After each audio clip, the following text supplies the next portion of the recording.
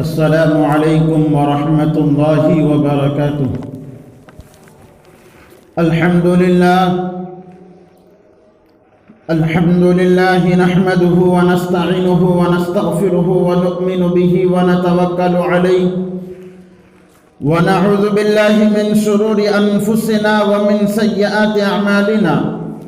من يهده الله فلا مضل له ومن يضلله فلا هادي له، ونشهد أن لا إله إلا الله وحده لا شريك له، ونشهد أن سيدنا وحبيبنا وسندنا ومولانا محمدا عبده ورسوله.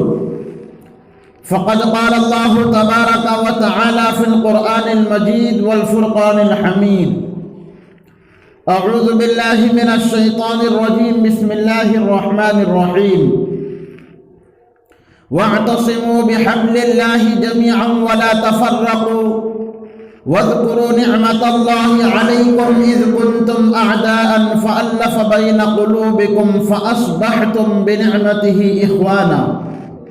وقال النبي صلى الله عليه وسلم: لا يؤمن أحدكم حتى أكون أحب إليه من والده وولده والناس أجمعين. صدق الله العظيم وصدق رسوله النبي الكريم، ونحن على ذلك لمن الشاهدين والشاكرين والحمد لله رب العالمين. جب بھی گلستہ کو ضرورت پڑی خون کی، جب بھی گلستہ کو خون کی ضرورت پڑی، سب سے پہلے گردن ہماری ہی کٹی. جب بھی گلستہ کو خون کی ضرورت پڑی، سب سے پہلے گردن ہماری ہی کٹی. پھر بھی کہتے ہیں ہم سے یہ اہل چمن، یہ چمن ہے ہمارا تمہارا نہیں. عزیزان گرامی، اللہ رب العزت کا احسان عظیم ہے کہ اللہ رب العزت نے ہمیں اور آپ کو اپنے مقدس گھر میں جمع فرمایا ہے. آج ہم اور آپ اس بات کو بخوبی جانتے ہیں کہ یہ مہینہ جنوری کا مہینہ ہے، اور اس مہینے کے اندر ایک دن آتا ہے، ایک تاریخ آتی ہے جس کو ہم اور آپ 26 جنوری کے نام سے جانتے ہیں. وہ دن ہمارے لیے قومی دن ہے.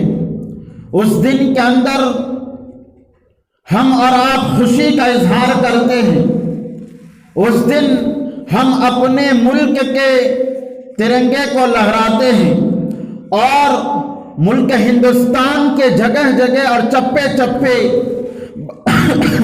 بلکہ مدرسوں میں، کالجوں میں، اسکولوں میں، بلکہ ہر جگہ اس دن تقریبات منعقد کی جاتی ہے، صرف اس وجہ سے کہ 26 جنوری کے دن ہمارا یہ ملک آزاد ہوا. میرے دوستو، میں آپ کو یہ بتاؤں کہ ہمارا یہ ملک جو آزاد ہوا، کس طرح ملک آزاد ہوا، اور آزادی دلانے میں مسلمان اور علماء کرام کا کردار کیا رہا، کس طرح مسلمانوں نے تکلیفوں کا سامنا کیا اور علماء کرام کو زندہ جلا دیا گیا. میرے دوستو، سب سے پہلے تو ہم یہ جانیں کہ ہم اور آپ جو 26 جنوری کے دن خوشی کا اظہار کرتے ہیں، ہم اور آپ جو اس دن جشن مناتے ہیں کہ ہمارا یہ ملک ہندوستان 26 جنوری کو آزاد ہوا، در حقیقت یہ ہے کہ اگر ہم اور آپ تاریخ کے صفحات کو پڑھیں، ہم اور آپ اگر تاریخ کے پنوں کو پڑھیں گے تو ہمیں پتہ چلے گا کہ ہمارا ملک کس طرح آزاد ہوا، اور ہمارے ملک کو آزادی دلانے میں کتنے مسلمانوں نے قربانیاں پیش کی. میرے دوستو،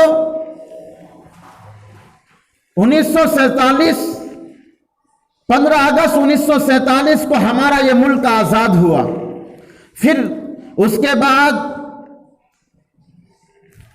26 جنوری 1950 کے اندر ہمارے ملک کے اندر ایک قانون نافذ کیا گیا، اور اس قانون کو بنانے میں تقریباً 2.5 سال لگ گئے، اور اس قانون کے اندر تمام تر ہندوستان کے رہنے والے باشندوں کو یہ حق دیا گیا کہ ہر ایک ہندوستانی کو اپنا اپنا حق حاصل ہوگا، ہر ایک ہندوستانی اپنے ملک میں خوشی اور چین کے ساتھ جیے گا، اور ہر ایک ہندوستان میں رہنے والے شہری کو اپنے اپنے مذہب اور اپنے اپنے شریعت پر عمل کرنے کا مکمل حق حاصل ہوگا۔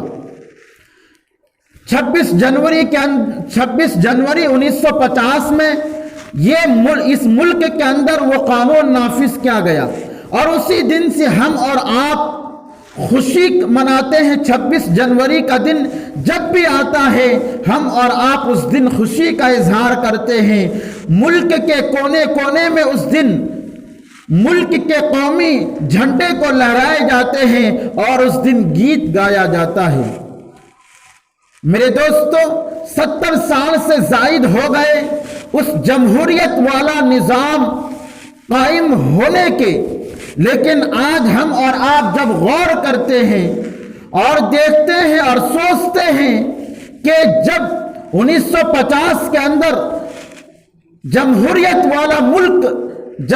والا قانون نافذ کیا گیا تھا، کیا آج بھی یعنی 2022 میں کیا آج بھی وہ جمہوریت والا قانون اس ملک کے اندر نافذ ہے؟ کیا ہر ایک ہندوستان میں رہنے والے شہری کو اس کا مکمل حق دیا جا رہا ہے یا نہیں دیا جا رہا ہے؟ آج ملک کے جو حالات ہیں وہ ہماری نظروں کے سامنے ہیں۔ آج ملک ایسے بدترین حالات سے گزر رہے ہیں جس کا اندازہ ہم اور آپ اس بات سے لگا سکتے ہیں کہ اس ملک کے اندر سب سے زیادہ جن لوگوں کو تکلیف کا سامنا کرنا پڑتا ہے، جن لوگوں کو سب سے زیادہ تکلیفیں دی جاتی ہے، اور جن لوگوں کو سب سے زیادہ بے گناہ جیلوں میں قید کیا جاتا ہے، وہ کوئی اور نہیں ہے، وہ مسلمان ہی ہے۔ آج اس ملک کے اندر جمہوریت کے ساتھ کھلواڑ کیا جا رہا ہے۔ آج جمہوریت کے ساتھ کھلواڑ کیا جا رہا ہے، اور اس یہ ملک جو جمہوریت والا ملک کہا جاتا ہے، لیکن آج صرف جمہوریت والا ملک نام کا باقی ہے لیکن کام کا نہیں ہے۔ آج جب ہم اور آپ دیکھتے ہیں تو ہمیں پتہ چلتا ہے کہ اس ملک کے حالات کیا ہے۔ میرے دوستوں، میں آپ کو بتاؤں، جیسے جیسے دن گزرتے جائیں گے ویسے ویسے ملک کے حالات بھی بدتر ہوتے جائیں گے۔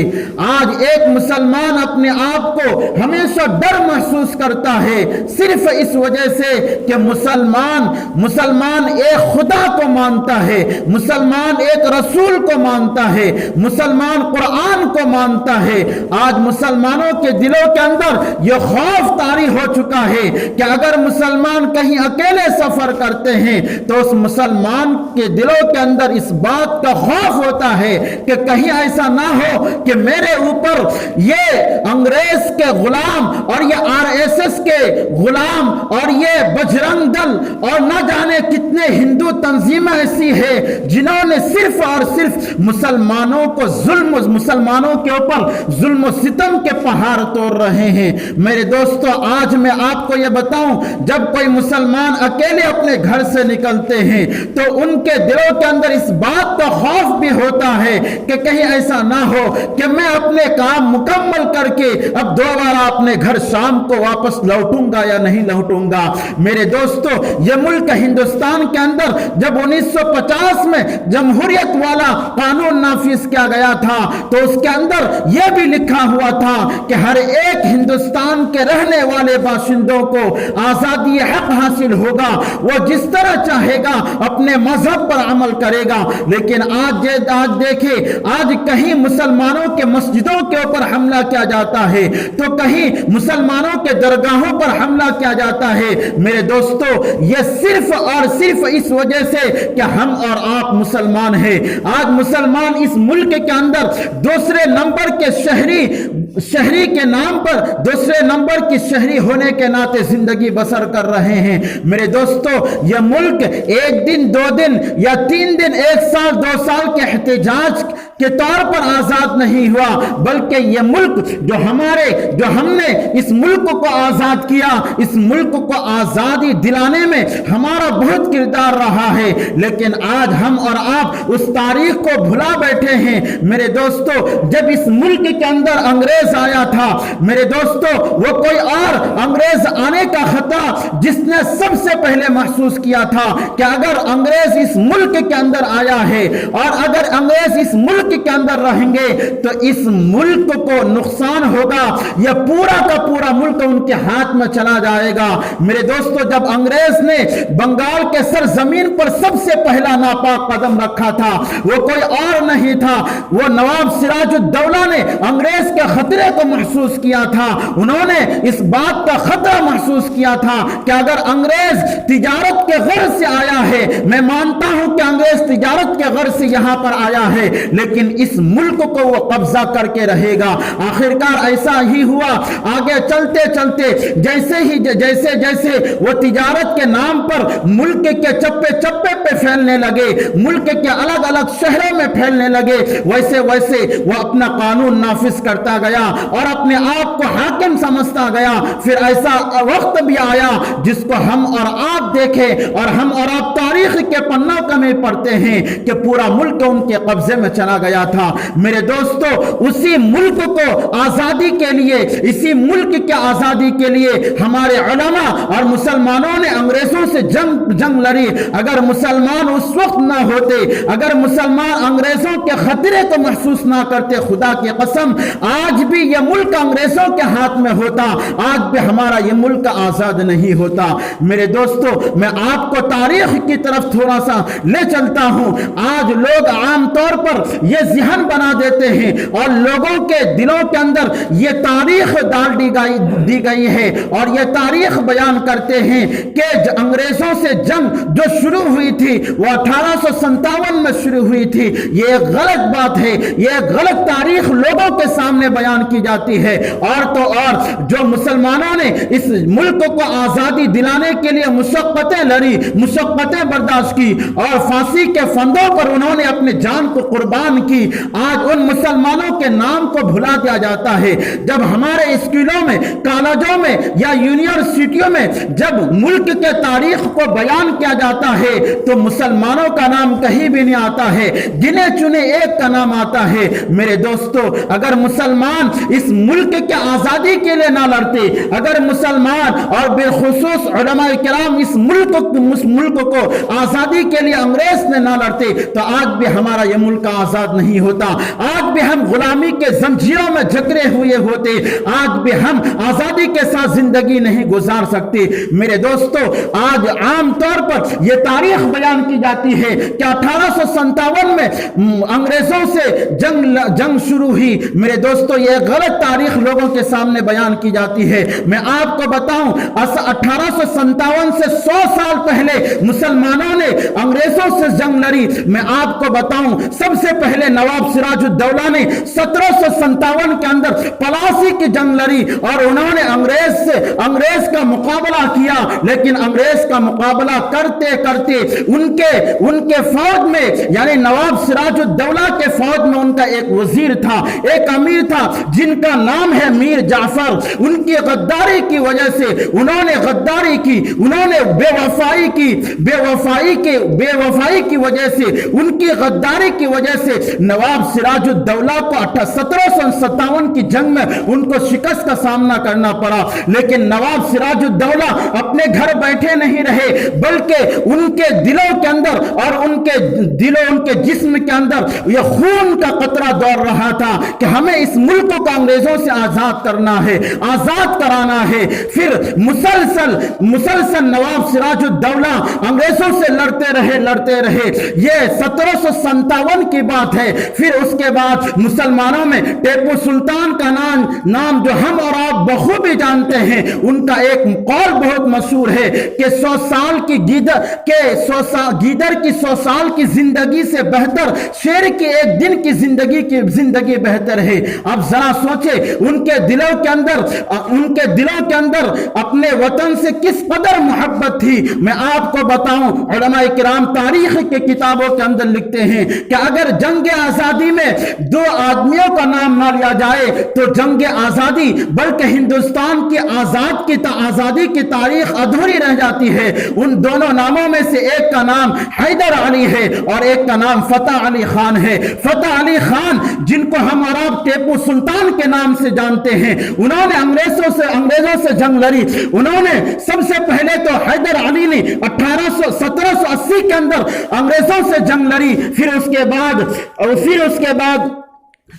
بعد 1783 کے اندر ٹیپو سلطان رحمت اللہ علیہ نے انگریزوں سے ایک جنگ لڑی اور اس جنگ کے اندر ٹیپو سلطان رحمت اللہ علیہ کو فتح ہوئی۔ فتح ہونے کے بعد انگریزوں کے دل کے اندر انگریز بے چین تھے کہ کس طرح ہم ٹیپو سلطان سے بدلہ لے۔ ہم نے جو یہ جنگ 1783 کے اندر لہاری ہے، اس جنگ کا بدلہ ہم ٹیپو سلطان سے کیسے لے۔ پھر ٹیپو سلطان رحمت اللہ علیہ جنگ لڑتے گئے، پھر 1792 کے اندر بھی انہوں نے ایک جنگ لڑی انگریز سے، لیکن ان کے اپنے ہی فوج میں ایک غدار کی وجہ سے، میر صادق کی وجہ سے اس کے اندر بھی ان کو شکست کا سامنا کرنا پڑا اور شکست کا سامنا کرنے کے بعد پھر ٹیپو سلطان رحمت اللہ علیہ اپنے گھر بیٹھے نہیں رہے۔ ان کے دلوں کے اندر اپنے وطن کی محبت تھی، اپنے ملک کی محبت تھی کہ ہمیں اس ملک کو انگریزوں سے آزاد کرنا ہے۔ پھر ٹیپو سلطان رحمت اللہ علیہ 1799 کے اندر ایک اور جنگ لڑی انگریزوں سے، لیکن اس جنگ کے اندر ٹیپو سلطان رحمت اللہ علیہ شہید ہو گئے اور ٹیپو سلطان کا خوف انگریزوں کے دلوں میں اس قدر تھا، جب انگریز نے ٹیپو سلطان رحمت اللہ علیہ کے اوپر حملہ کیا، حملہ کرنے کے بعد جب ٹیپو سلطان رحمت اللہ علیہ گر گئے اور شہید ہو گئے، لیکن انگریز کے دلوں کے اندر یہ ہمت نہیں تھی کہ ہم جا کر کے ٹیپو سلطان کو دیکھے کہیں ایسا تو نہیں کہ وہ زندہ ہے یا شہید ہو گئے ہیں۔ 3 دن مسلسل ٹیپو سلطان رحمت اللہ علیہ کی نعش زمین پر پڑا رہا۔ پڑے رہنے کے بعد 3 دن کے بعد انگریز کا ایک سردار جاتا ہے، جانے کے بعد دیکھتا ہے کہ ٹیپو سلطان تو ختم ہو گیا ہے، ٹیپو سلطان تو انتقال کر گیا ہے، ٹیپو سلطان تو شہید ہو گیا ہے۔ میرے دوستو، اس وقت انگریز کا ایک جنرل تھا، انہوں نے ٹیپو سلطان کی نعش پر کھڑے ہو کر یہ الفاظ کہا کہ آج سے یہ ملک ہمارا ہے۔ جب تک ٹیپو سلطان رحمت اللہ علیہ زندہ تھے، باحیات تھے، انگریز کے دل کے اندر یہ ہمت نہیں تھی کہ ہم یہ کہہ سکے یہ ملک ہندوستان ہمارا ہے۔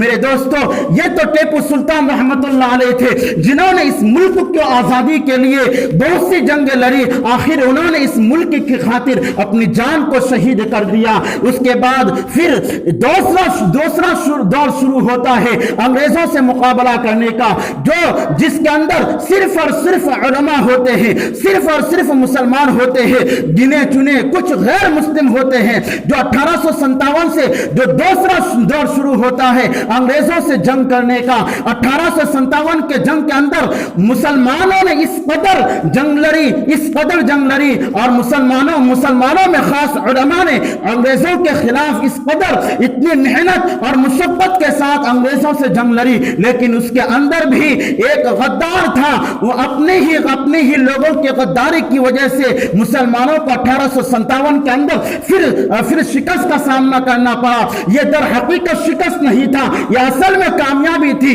وہیں سے اصل جنگ ہندوستان کی جنگ آزادی شروع ہوتی ہے۔ وہاں سے علماء کرام ملک کے چپے چپے میں جاتے ہیں اور جانے کے بعد لوگوں کو انگریزوں کے خلاف ابھارتے ہیں اور جنگ کے لیے تیار کرتے ہیں۔ مسلم علماء اپنے علاقے میں جا کر کے، الگ الگ شہروں میں جا کر کے مسلم علماء تقریریں کرتے ہیں، اپنے تقریروں کے ذریعے ان کے دلوں میں اس بات کو ڈالتے ہیں کہ انگریز کے قبضے میں ہمارا یہ ملک ہے۔ اگر انگریز اس طرح اپنے ملک کو قابض کرتے رہیں گے تو آخر ایسا ہوگا کہ ہم اس ملک میں چین کی نیند نہیں سوئیں گے۔ میرے دوستو، پھر 1857 کی جنگ کے اندر تاریخ کے اندر موجود ہے، اس کے اندر 18 بلکہ 8 لاکھ مسلمان شہید ہو گئے۔ کتنے لاکھ؟ 8 لاکھ مسلمان شہید ہو گئے، اور ان میں سے 52 یا 53 ہزار صرف علماء موجود تھے۔ اور تاریخ کے کتابوں کے اندر آتا ہے کہ دلی کے چاندنی چوک سے لے کر کے لاہور تک کوئی ایسا راستے میں درخت نہیں تھا جس درخت کے اندر علماء کرام کی گردن نہ لٹک رہی ہو۔ میرے دوستو، انگریز کے دلوں کے اندر جب یہ کھلبلی مچ گئی کہ اب تو باضابطہ ہمارے خلاف جنگیں لڑی جا رہی ہے، ہمارے خلاف آزادی کی تحریکیں چلائی جا رہی ہے، تو ان علماء کو، ان مسلمانوں کو، تو ان علماء اور مسلمانوں کو چن چن کر انہوں نے پھانسی کے فندوں پر چڑھا، اور یہاں تک کہ انگریزوں نے مسلمانوں کو سوروں کی چربی میں لپیٹ کر ان کو آگ میں جلا دیا گیا اور سمندروں میں پھینک دیا گیا، اور کھولتے ہوئے تیل میں اور کھولتے ہوئے آگ میں مسلمانوں کو اس میں ڈال دیا گیا۔ یہ مسلمانوں کی تو تھوڑی سی تاریخ ہے جو میں نے آپ کے سامنے بیان کی ہے۔ میرے دوستو، آپ ذرا سوچیں، اگر کسی کے پاس 4 یا 5 بچے ہو اور جنگ کے میدان میں باپ اپنے بیٹے اور بچوں کو چھوڑ کر کے میدان جہاد میں چلے جائے، اس باپ کے دل پر کیا گزرتی ہوگی اور ان کے بچوں کے دل پر کیا گزرتی ہوگی، ہم اور آپ اس بات کو بخوبی جانتے ہیں۔ لیکن آج ملک سے ہمارا نام و نشان مٹانے کی کوشش کی جاتی ہے۔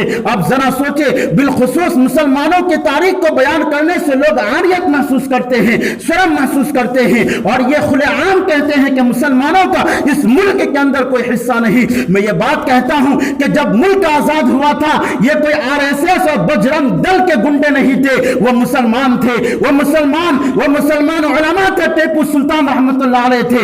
اگر انہوں نے اس وقت آزادی کے لیے اس ملک کے اندر انگریز سے جنگ نہ لڑتے تو آج بھی ہمارا یہ ملک ان کے ہاتھوں میں ہوتا، آج بھی یہ ملک آزاد نہیں ہوتا۔ میرے دوستو، بہت ساری تکلیفوں کا سامنا مسلمانوں کو کرنا پڑا، لیکن آج جو حالات مسلمانوں کے اوپر آ رہے ہیں اور آئے دن آتے جا رہے ہیں، اس کا اندازہ ہم اور آپ نہیں لگا سکتے۔ جیسے جیسے دن گزرتے جا رہے ہیں، ویسے ویسے مسلمانوں کے خلاف زہر افشانی کی جاتی ہے۔ آپ دیکھتے ہوں گے اس مہینے یعنی دسمبر کے مہینے میں کچھ ہندو تنظیموں نے دھرم سنسد کے نام پر ایک میٹنگ بلائی تھی، اور اس میٹنگ کے اندر یہ کہا گیا تھا کہ مسلمانوں کا قتل عام کیا جائے، مسلمانوں کو اس ملک سے بھگایا جائے۔ لیکن آج مسلمانوں کے اوپر جو زہر افشانی کی جاتی ہے، مسلمانوں کے خلاف جو غلط بیانی کی جاتی ہے، آج ان لوگوں کے اوپر کوئی ایکشن نہیں لیا جاتا ہے، حکومت کی طرف سے ان کے اوپر کوئی دباؤ نہیں ڈالا جاتا ہے، نہ ان کو جیل کے سلاخوں میں ڈالا جاتا ہے، نہ ان کے اوپر کوئی کارروائی کی جاتی ہے۔ میرے دوستو، اس بات سے بخوبی اندازہ لگایا جا سکتا ہے کہ ان کا کسی اور کا ہاتھ نہیں ہے، یہ حکومت کا ہاتھ ہے۔ اگر حکومت کا ہاتھ ان پر نہ ہوتا تو ان کے خلاف ضرور ایکشن لیتے، لیکن دوستو، آج مسلمانوں کو بے گناہ جیلوں میں قید کر دیا جاتا ہے، اور مسلمانوں کو بے گناہ مار دیا جاتا ہے۔ کبھی لو جہاد کے نام پر تو کبھی اور چیز کے نام پر مسلمانوں کے اوپر حملہ کیا جاتا ہے۔ اگر مسلمان اکیلے ٹرین پر سفر کرتے ہیں، ابھی 3-4 دن پہلے کی بات ہے کہ ایک مسلمان ٹرین پر سفر کر رہا تھا، اور ان کے ساتھ میں ایک رشتہ دار لیکن ایک لڑکی تھی جو دونوں شادی شدہ تھی۔ دونوں آپس میں جب بات کر رہے تھے تو کسی نے ان گنڈوں کو فون کر کے بلایا کہ یہاں پر لو جہاد کیا جا رہا ہے۔ فوراً اس گنڈے آنے کے بعد اس مسلمان کو ٹرین سے دھکے دے کر نکالا، اور نکالنے کے بعد پولیس کے حوالہ کر دیا۔ پھر جب پتا چلا کہ یہ تو کوئی اور نہیں تھا، وہ جو لڑکی تھی جس کے ساتھ یہ باتیں کر رہے تھے، یہ کوئی اور نہیں تھا، یہ ان کے رشتہ دار ہی تھا۔ اب ذرا دیکھیں ماحول کو کس طرح خراب کیا جاتا ہے۔ اگر مسلمان کے سر کے اوپر ٹوپی دیکھتے ہیں، مسلمان کے چہرے پر داڑھی دیکھتے ہیں، تو یہ ان کے دلوں کے اندر یہ خون کھول جاتا ہے کہ یہ ملک کا غدار ہے، ان کے ملک میں رہنے کا کوئی حق نہیں ہے۔ میرے دوستو، جتنا تمہارا اس ملک کے اندر حق ہے اتنا ہی ہمارا بھی ہے، اس لیے کہ ہم نے اس ملک کو آزادی کے لیے اپنے خون پسینہ بہایا، اپنے آبا و اجداد کو کھویا، ہم نے ایک نہیں دو نہیں لاکھوں کی تعداد میں اپنے آپ کو قربان دیا۔ لیکن اگر تم تاریخ بتاتے ہو تو ہماری بھی تاریخ کو بتاؤ کہ مسلمانوں نے اس ملک کو آزادی دلانے کے لیے کتنے قربانیاں پیش کی ہے۔ لیکن آج گنے چنے صرف 3-4 کے نام بتائے جاتے ہیں، یہاں تک کہ تو کتنی مرتبہ ایسی باتیں آتی ہے کہ ٹیپو سلطان جنہوں نے وہ مجاہدانہ طور پر جنگ کے میدان میں کردار ادا کیا، وہ بہادر تھا۔ تاریخ کے کتابوں میں آتا ہے کہ ٹیپو سلطان رحمت اللہ علیہ ایک ایسا شخص تھا، وہ اللہ کا ولی بھی تھا، جب سے وہ بالغ ہوا تھا ان کی ایک بھی نماز قضا نہیں ہوئی تھی۔ وہ صرف مجاہد تھا ہی نہیں تھا، وہ صرف بہادر نہیں تھا، وہ جنگ کے میدان میں بہادر نہیں تھا، بلکہ وہ ایک اللہ کا فرما بردار بندہ بھی تھا اور ایک اللہ کا ولی بھی تھا۔ اب ذرا سوچے، اگر ہمارے دلوں کے اندر بھی اللہ کا خوف پیدا ہو جائے، ہم بھی اللہ کے احکام کے مطابق اپنی زندگی کو گزارے، اگر ہم اور آپ آپس میں اتحاد کے ساتھ رہے، ہم اور آپ اگر آپس میں مل جل کر رہے اور مسلمان اگر آپس میں اتحاد اور اتفاق کی زندگی گزاریں گے، تو آج جو مسلمانوں کو جو تکلیفیں دی جاتی ہے وہ کسی کے اندر یہ ہمت نہیں ہوگی کہ مسلمانوں کو تکلیف پہنچائے۔ میرے دوستو، سب سے بڑی کمی یہ ہے کہ آج مسلمان فرقوں میں بڑھ گئے ہیں، آج مسلمان الگ الگ طرح سے بڑھ جا رہے ہیں، جس کی وجہ سے دشمنوں کو اور موقع مل جاتا ہے کہ مسلمان تو الگ الگ بٹے ہوئے ہیں، ان کے اوپر حملہ کرنے میں آسانی ہوگی۔ اب ذرا سوچیں، اگر ہزاروں کی تعداد میں لوگ ایک ہو اور ایک طرف 500 آدمی ہو، تو سامنے والا جو دشمن ہوگا وہ ہزاروں کی تعداد والے پر حملہ نہیں کرنے کے لیے سوچے گا، بلکہ 500 کی تعداد والے لوگوں کے اوپر حملہ کرنے کے لیے سوچے گا۔ اگر ہم اور آپ آپس میں اتحاد اور اتفاق کے ساتھ رہیں گے تو خدا کی قسم کسی کے دل کے اندر اور کسی کے اندر یہ طاقت و قوت نہیں ہوگی کہ وہ مسلمانوں کے اوپر حملہ کرے۔ اللہ تبارک و تعالی ہمیں اور آپ کو اتحاد اور اتفاق کے ساتھ زندگی گزارنے کی توفیق عطا فرمائے، اور ہمیں اور آپ کو ان تمام باتوں پر عمل کرنے کی توفیق عطا فرمائے۔ آمین۔ وآخر الدعوانا ان الحمد للہ۔